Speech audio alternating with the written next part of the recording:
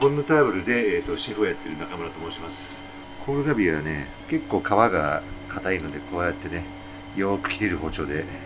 野菜を切るときも切れる包丁で切らないと結構肉を切るより難しかったりするんですよね。結構繊維とかが繊細で見割れしたりとか、あとはいい包丁で切るとすごい輝きがね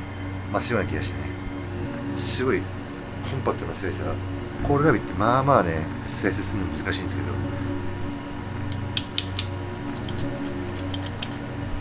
なかなかここまでね薄くスライスできるってちょっとした芸術領域なんじゃないかなって、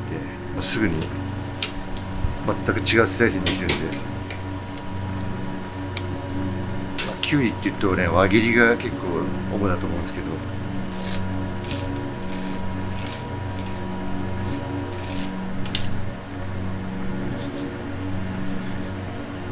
キュウリ一つだけでサラダができちゃいそうな。人参はなるべく薄く皮むきたいんで、なるべくありのままの形を保ったまま綺麗に剥けるっていうのがいいスライサーの条件かなって私は思ってます。すっげえ簡単にラペができるんですよ。スライサーでやるからこそなんかこの繊細なカットができるかなと。赤いピーマン、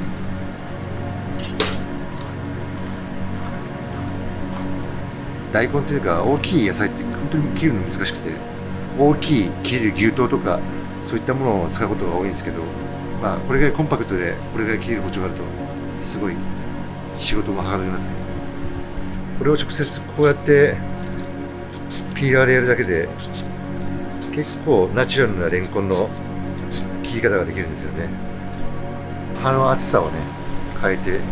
ちょっと厚めに向けたりとか、セロリの皮もねこうやって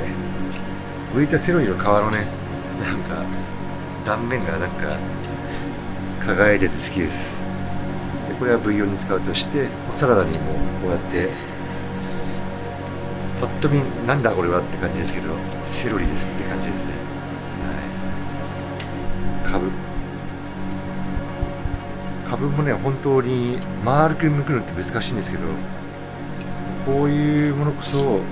この刃の厚さをちょっと気にしてより繊細な方でスライスします。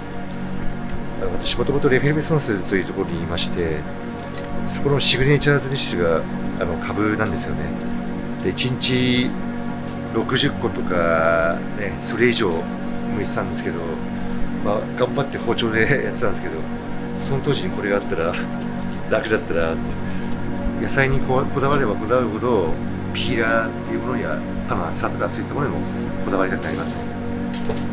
皮がついてたんじゃないかっていうぐらい綺麗に自然な丸みを帯びて使うことができるんで、